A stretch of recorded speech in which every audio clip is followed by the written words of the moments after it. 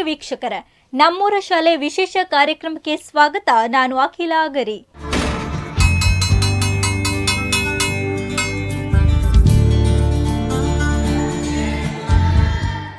ಇವತ್ತು ನಮ್ಮೂರ ಶಾಲೆಯಲ್ಲಿ ಬಂಟ್ವಾಳ ತಾಲೂಕಿನ ಕೊಳ್ನಾಡು ಗ್ರಾಮದ ಕಟತಿಲ ಶಾಲೆಯ ಬಗ್ಗೆ ಹೇಳಲು ಹೊರಟಿದ್ದೇವೆ. ನಮಸ್ತೆ ವೀಕ್ಷಕರೇ, ನೀವೇನಾದ್ರೂ ನನ್ನ ಪಕ್ಕದಲ್ಲಿ ನೋಡಿದ್ರೆ ರೈಲ್ವೆ ಹಳಿಗಳ ಮೇಲೆ ನಿಂತ ಬೋಗಿಗಳನ್ನ ನೋಡಿದ ಹಾಗೆ ಕಾಣ್ತಾ ಇದೆ. ಆದ್ರೆ ಇದು ಯಾವುದೇ ರೈಲ್ವೆ ಬೋಗಿಗಳಲ್ಲ, ಇದು ಸರ್ಕಾರಿ ಶಾಲೆ. ಸರ್ಕಾರಿ ಶಾಲೆಯ ಗೋಡೆಗಳಿಗೆ ರೈಲ್ವೆ ಬೋಗಿಗಳ ಬಣ್ಣವನ್ನ ಬಳಿದು ಇಲ್ಲಿ ಮಕ್ಕಳನ್ನು ಆಕರ್ಷಿಸ್ತಾ ಇದ್ದಾರೆ. ಇದು ನಿಜವಾಗಿಯೂ ಫಲವನ್ನ ಕೂಡ ಕೊಟ್ಟಿದೆ. ಯಾವ ರೀತಿ ಫಲ ಕೊಟ್ಟಿದೆ ಅಂತ ತಿಳ್ಕೊಂಡು ಬರೋಣ, ಮನೆಯೊಳಗೆ ಹೋಗ್ಕೊಂಡು ಬರೋಣ.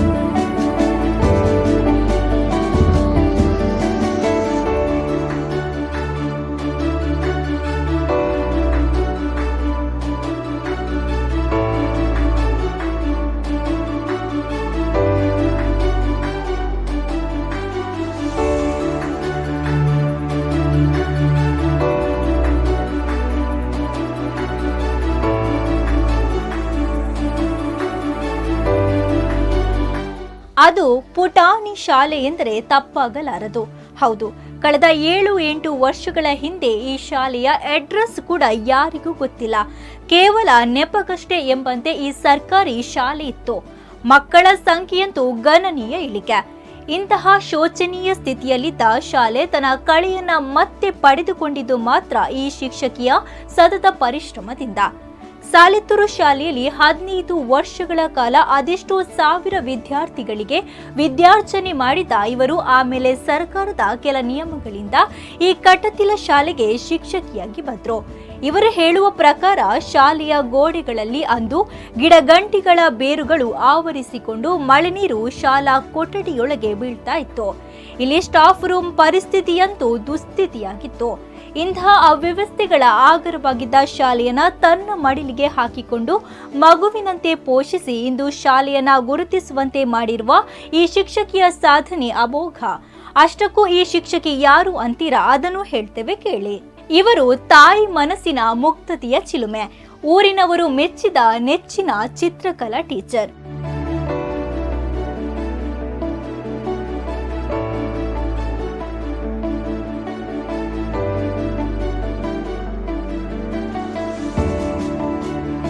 ಹದಿನೈದು ವರ್ಷಗಳ ಕಾಲ ಸಾಲಿತ್ತೂರು ಶಾಲೆಯಲ್ಲಿ ವಿದ್ಯಾರ್ಚನೆಯನ್ನ ಮಾಡಿ 7 ವರ್ಷಗಳಿಂದ ಈ ವಿದ್ಯಾಸಂಸ್ಥೆಯಲ್ಲಿ ವಿದ್ಯಾರ್ಥಿಗಳ ಜೀವನಕ್ಕೆ ಸ್ಫೂರ್ತಿಯಾಗಿದ್ದಾರೆ. ಈ ಶಾಲೆಗೆ ಇವರು ನೀಡಿದ ಕೊಡುಗೆ ಅಪಾರವಾಗಿರುವಂತಹದ್ದು. ಶಾಲೆಯ ಗೋಡೆಗಳಲ್ಲಿ ಕಾಣಸಿಗುವ ಚಿತ್ರಗಳಿಗೆ ಇವರೇ ರೂವಾರಿ. ತನ್ನ ಸ್ವಂತ ಖರ್ಚಿನಿಂದ ಶಾಲೆಯನ್ನ ಆಕರ್ಷಿತವನ್ನಾಗಿಸಿ ಎಲ್ಲ ಮಕ್ಕಳು ಶಾಲೆಗೆ ಆಸಕ್ತಿಯಿಂದ ಬರುವ ಹಾಗೆ ಮಾಡಿದ್ದು ಇವರ ಈ ಬುದ್ಧಿವಂತಿಕೆಯ ಕೆಲಸ. ಇವರ ಹೆಸರೇ ಸೂಚಿಸುವಂತೆ ಇವರಿಗೆ ಚಿತ್ರಕಲೆಯ ಮೇಲೆ ಇರುವ ಒಲವು ಅಪಾರ.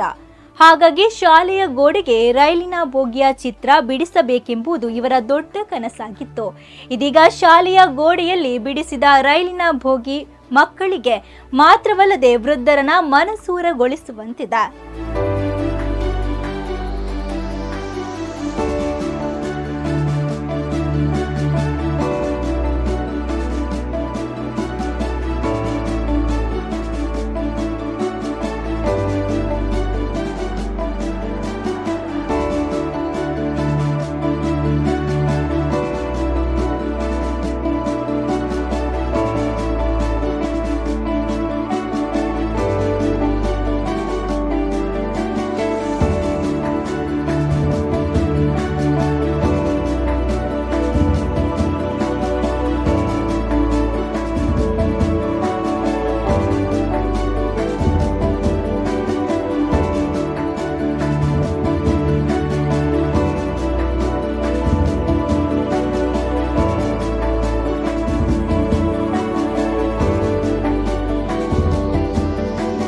ಇವರು ಈ ಶಾಲೆಗೆ ಬಂದ ದೇವತೆ ಸರಿ.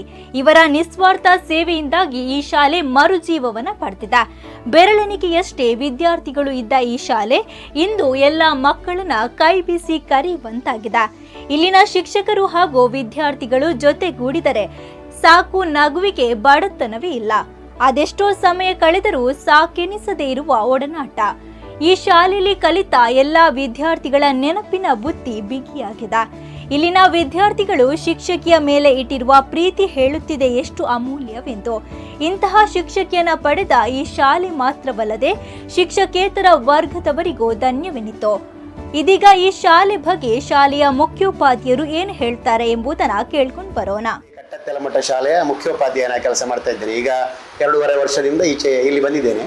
ಮೊದಲು ಹೂ ಹಾಕುವ ಕಲ್ಲು ಶಾಲೆಯಲ್ಲಿ ಸಹಶಿಕ್ಷಕನಾಗಿದ್ದು, ಮೊದಲು ಇಲ್ಲಿ ಕಡಿಮೆ ಮಕ್ಕಳಿದ್ರು, ಒಂದು 10-70 ಮಕ್ಕಳಿದ್ರು ನಾನು ಬರುವಾಗ.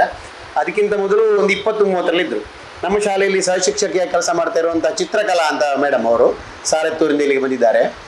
ಅವರ ಸಾಧನೆಯಿಂದಾಗಿ ನಮ್ಮ ಶಾಲೆಯಲ್ಲಿ ಮಕ್ಕಳ ಸಂಖ್ಯೆ ಹೆಚ್ಚಾಗಿದೆ. ಇಲ್ಲಿ ಕರಸೇವಾ ಅಂತ ಒಂದು ಸಂಸ್ಥೆ, ಆ ಸಂಸ್ಥೆಯವರಿಂದ ಒಂದು ವಾಹನವನ್ನು ಕೊಟ್ಟಿದ್ದಾರೆ. ಆಮೇಲೆ ಸೋಲಾರ್ ವ್ಯವಸ್ಥೆ ಮಾಡಿದ್ದಾರೆ. ಆಮೇಲೆ ಒಂದು ರೋಟಿ ಮಿಷಿನ್ ಇತ್ತು ಸೋಲಾರ್ ಇದ್ದು, ಈಗ ಅದು ಕೆಲಸ ಮಾಡ್ತಾ ಇಲ್ಲ ಕೊರೋನಾ ನಂತರ. ಮತ್ತು ಈಗ ಒಂದು ನಿಮಗೆ ಇಲ್ಲಿ ಹೊರಗಡೆ ಕಾಣ್ತಾ ಇದೆ ಸಭಾಭವನ, ಅದು ವೇದಿಕೆ ಕರಸೇವಾ ಸಂಸ್ಥೆಯವರು ಮಾಡಿಕೊಟ್ಟಿದ್ದಾರೆ. ಹಾಗೆ ತುಂಬ ವ್ಯವಸ್ಥೆಗಳನ್ನು ಅವರ ಚಿತ್ರಕಲಾ ಟೀಚರ್ನ ಮೂಲಕ ಆದದ್ರಿಂದ ಮಕ್ಕಳ ಸಂಖ್ಯೆಯೂ ಹೆಚ್ಚಾಗಿದೆ. ಅಂದರೆ ನಾವು ಸಾಮಾನ್ಯ ಸಾಲೆತ್ತೂರು, ಈಚೆ ಬೊಳ್ಮಾರ್ ಆ ಕಡೆಯಿಂದ ಮಕ್ಕಳನ್ನು ವಾಹನದಲ್ಲಿ ಕರ್ಕೊಂಡು ಬರ್ತೇವೆ ಶಾಲೆಗೆ. ಆಮೇಲೆ ಮುಖ್ಯವಾಗಿ ಹೇಳಬೇಕಾದ್ದು, ಇಲ್ಲಿ ದಾರಿಯಲ್ಲಿ ಬರುವಾಗ ಒಂದು ಸೇತುವೆ ಆದ್ದು ನಮ್ಮ ಟೀಚರ್ನ ಸಾಧನೆಯಿಂದ. ಇಲ್ಲದಿದ್ದರೆ ಮೊದಲು ಕೈಯಲ್ಲಿ ಹಿಡ್ಕೊಂಡು ಮಕ್ಕಳನ್ನು ದಾಟಿಸ್ತಾ ಇದ್ದೆವು. ಈಗ ಅಂಥ ಸಮಸ್ಯೆ ಏನಿಲ್ಲ.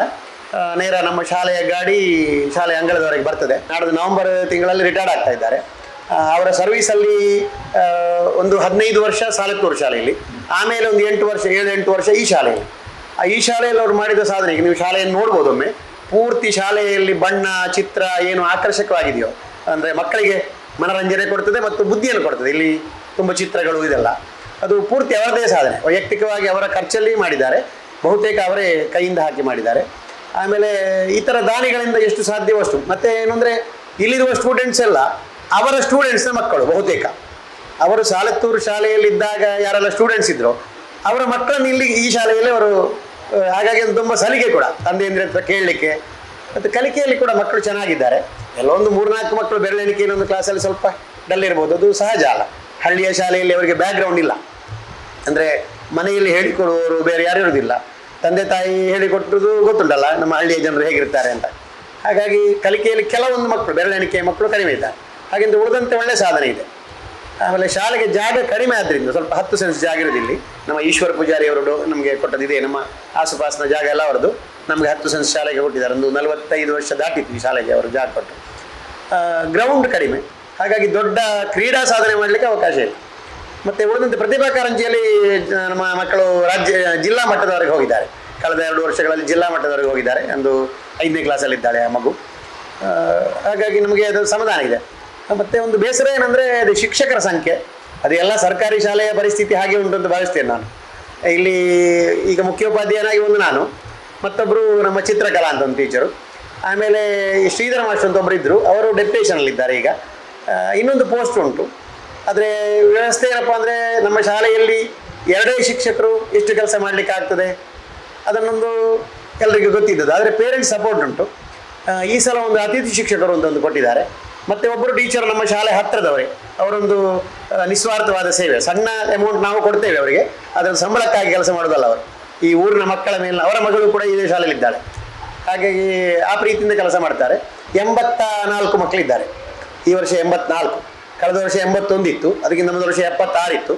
ಹಾಗೆ ಮಕ್ಕಳ ಸಂಖ್ಯೆ ಪ್ರಗತಿಯಲ್ಲಿ ಉಂಟು ಅಂತ ನಮಗೊಂದು ಸಮಾಧಾನ ಉಂಟು.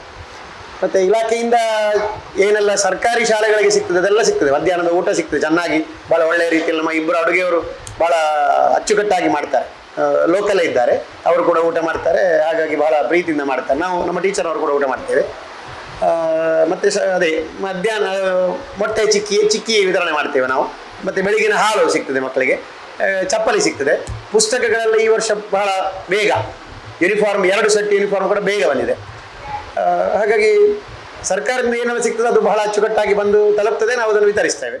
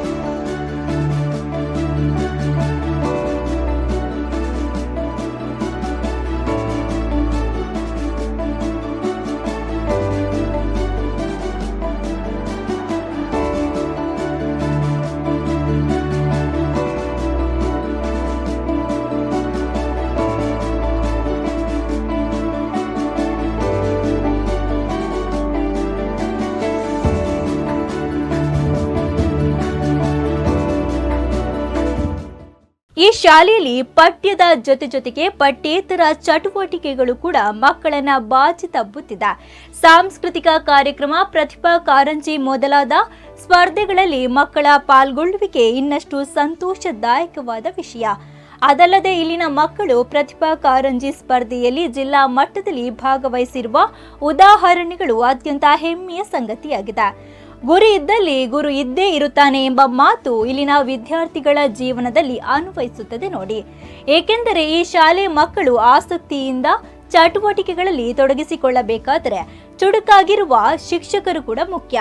ಒಬ್ಬ ವಿದ್ಯಾರ್ಥಿಯ ಕಲೆಯನ್ನ ಅರಿತು ಆತನಿಗೆ ಮಾರ್ಗಸೂಚಿಯನ್ನ ನೀಡಿ ಉನ್ನತ ವಿದ್ಯಾರ್ಥಿನಿಯನ್ನಾಗಿಸಲು ಶಿಕ್ಷಕರ ಪಾತ್ರ ಅಪಾರವಾಗಿರುವಂತಹದ್ದು. ಅಂತಹ ಶಿಕ್ಷಕರ ಸಾಲಿನಲ್ಲಿ ಸಾಧನೆಯನ್ನ ಮಾಡಿದ ಚಿತ್ರಕಲಾ ಟೀಚರ್ನ ಮಾತಿಗೆ ಇದೀಗ ಕಿವಿಯಾಗೋಣ. ನಾನು ಸಾಲೇತರು ಶಾಲೆಯಲ್ಲಿ 18 ವರ್ಷ ಕೆಲಸ ಮಾಡಿದ್ದೇನೆ. 18 ವರ್ಷದಲ್ಲಿ ಅಲ್ಲಿ ಸಾಗೆ ತುಂಬ ಅಂದರೆ ನನಗೆ ಸ್ಪೋರ್ಟ್ಸು ಅದರಲ್ಲಿ ತುಂಬ ಮತ್ತು ಸಾಂಸ್ಕೃತಿಕ ಕಾರ್ಯಕ್ರಮದಲ್ಲಿ ತುಂಬ ಆಸಕ್ತಿ ಇತ್ತು. ಅಲ್ಲಿ ಸಾಗೆ ನನಗೆ ಎಲ್ಲ ಮಕ್ಕಳನ್ನು ಎಲ್ಲ ಕಾರ್ಯದಲ್ಲಿ ಪಳಗಿಸಲಿಕ್ಕೆ ತುಂಬ ನನಗೆ ಆಸಕ್ತಿ. ಹಾಗೆ ಅಲ್ಲಿ ನಾನು ಎಕ್ಸೆಸ್ ಅಂತ ಹೇಳಿದರೆ ಅದು ಇಷ್ಟು ಟೀಚರ್ಸ್ನವರು ಬೇಕು ಅಂತೇಳಿ ಇತ್ತು, ಇಷ್ಟು ಮಕ್ಕಳಿಗೆ ಇಷ್ಟು ಟೀಚರ್ಸ್ನವರು ಅಂತೇಳಿ. ಆದ ಕಾರಣ ನಾನು ಸೀನಿಯರ್ ಆದ ಕಾರಣ ನನ್ನನ್ನು ಎಕ್ಸೆಸ್ ಅಂತೇಳಿ ಮಾಡಿದರು. ಎಕ್ಸೆಸ್ ಮಾಡುವಾಗ ನನಗೆ ಫಸ್ಟ್ ನಾನು ಬೊಳ್ಮರ್ ಶಾಲೆ ಅಂತೇಳಿ ತಗೊಂಡಿದ್ದೆ. ಬೊಳ್ಮರ್ ಶಾಲೆ ಅಂತೇಳಿ ತಗೊಂಡಾಗ ಇನ್ನೊಮ್ಮೆ ಕೌನ್ಸಿಲಿಂಗ್ ಆಯಿತು. ಆಗ ನನಗೆ ಕಟ್ಟತಿಲ ತಗೊಳ್ಳುವ ಅಂತೇಳಿ ಆಯಿತು.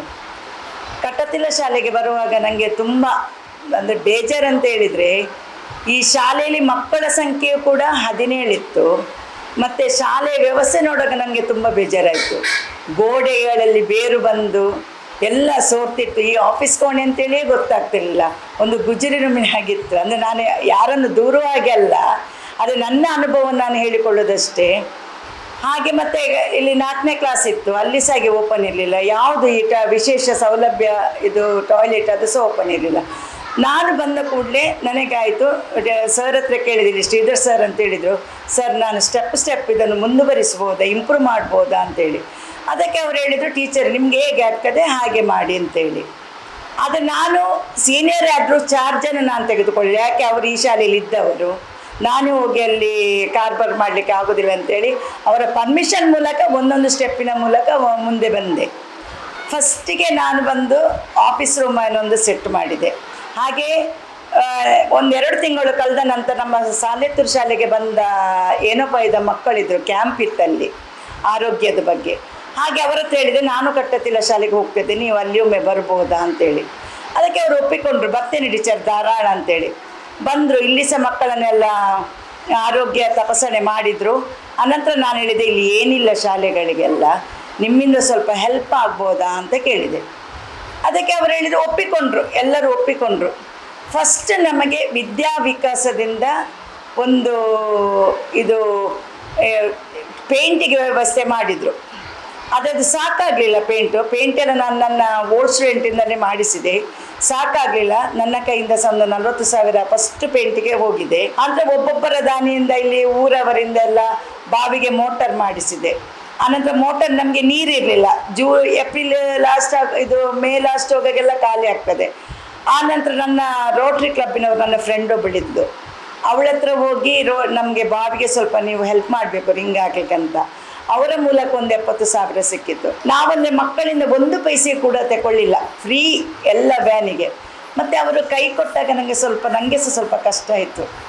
ಎಲ್ಲ ದುಡ್ದದೆಲ್ಲ ಸಾಧಾರಣ ಒಂದು 30,000 ಮಂತ್ಲಿ ನನಗೆ ಬೇಕಾಗ್ತಿತ್ತು ಶಾಲೆ ಇದಕ್ಕೆ, ಖಾಲಿ ಅವರಿಗೆ ಡ್ರೈವರಿಗೆ ಗಾಡಿದು ಲೋನ್ ಕಟ್ಟಲಿಕ್ಕೆ ಮತ್ತು ಡೀಸೆಲಿಗೆ ಹಾಕಲಿಕ್ಕೆ ಅಂತೇಳಿ. ಹಾಗೆ ನಮ್ಮ ಅಡಿಗೆಯವರು ಪಾಪ ಒಳ್ಳೆಯಿದ್ದಾರೆ, ಅಡಿಗೆಯವರು ಇಬ್ಬರು ಸಹ ನಮಗೆ ಚಂದ್ರವತಕ್ಕ ಮತ್ತು ಯಶೋದಕ್ಕ ಅಂತ ಹೇಳಿದ್ದಾರೆ, ತುಂಬ ಒಳ್ಳೆ ಅಡಿಗೆಯವರು. ಅವರು ಸಹ ಹಾಗೆ ಪಾಪ ಟೈಮಿಗೆ ಮಾಡಿ ಕೊಡ್ತಿದ್ರು. ನಾನು ರಿಕ್ಷಾ ಭರಿಸಿ ಅದನ್ನು ತರಿಸಿ ಬಸ್ಸಲ್ಲಿ ಕೊಟ್ಟು ಕಳಿಸ್ತಿದ್ದೆ ರೋಟಿನ. ಅಂತ ಕೊರೋನಾ ಬಂತು, ರೋಟಿ ಮಿಷಿನ್ ಈಗ ಅಲ್ಲಿ ಉಂಟು, ಏನು ವ್ಯವಸ್ಥೆ ಆಗಲಿಲ್ಲ ರೋಟಿ ಮಿಷಿನಿಗೆಲ್ಲ. ಹಾಗೆ ಮತ್ತು ನಮ್ಮ ಸರ್ ಬಂದರು, ಸರ್ ಸಹ ಹಾಗೆ ತುಂಬ ಶಾಲೆಗೆ ತುಂಬ ಈಗ ವ್ಯವಸ್ಥೆ ಮಾಡಿದ್ದಾರೆ ಸರ್, ಅನೇಕ ವಸ್ತುಗಳನ್ನು ತಂದು ಕೊಟ್ಟರು. ಇನ್ನೂ ಸಹ ಅವರು ತುಂಬ ಮಾಡುವರಂತೇಳಿ ನನ್ನ ಭಾವನೆ.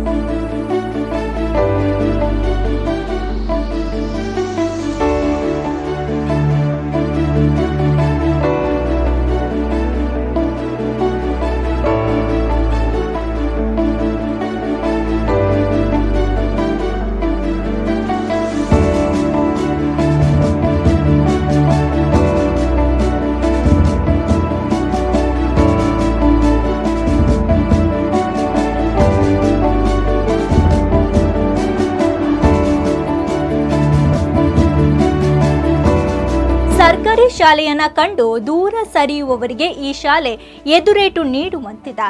ಖಾಸಗಿ ಶಾಲೆಗಿಂತಲೂ ಎಲ್ಲರ ಕಣ್ಣು ಕುಕ್ಕುವ ಹಾಗೆ ಈ ಶಾಲೆ ಬೆಳೆದು ನಿಂತಿದೆ. ತಾಯಿಯ ಹಾಗೆ ಪ್ರೀತಿ ತೋರಿಸುವ ಶಿಕ್ಷಕರು, ಮುಗ್ಧ ಮನವುಳ್ಳ ಮಕ್ಕಳು, ಹಸಿವಾಗಲು ಬಿಡದೆ ತುತ್ತು ಅನ್ನವನ್ನ ನೀಡಿದ ಅಡುಗೆ ಸಿಬ್ಬಂದಿಗಳು, ಎಲ್ಲ ಕೆಲಸಕ್ಕೂ ಜೊತೆಯಾಗಿರುವ ಪೋಷಕರು, ಲೋಕಕ್ಕೆ ಬೆಳಕು ನೀಡುವ ಸೂರ್ಯನ ಹಾಗೆ ಎಲ್ಲವನ್ನ ಜವಾಬ್ದಾರಿಯುತವಾಗಿ ನೋಡಿಕೊಳ್ಳುವ ಮುಖ್ಯೋಪಾಧ್ಯಾಯರು, ಸುಸಜ್ಜಿತ ವ್ಯವಸ್ಥೆಗಳೊಂದಿಗೆ ಕೈಬೀಸಿ ಕರೆಯುತ್ತಿರುವ ಶಾಲೆ. ನಿಜವಾಗಿಯೂ ಇಂತಹ ಶಾಲೆಗಳ ಪ್ರಗತಿ ಪೀಳಿಗೆಯಿಂದ ಪೀಳಿಗೆಗೆ ಮುಂದುವರಿಯಬೇಕು.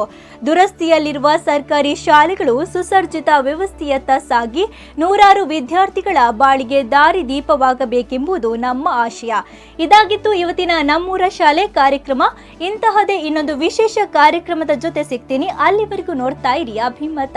ಇದು ಜನಮನದ ನಾಡಿಮಿಡಿತ.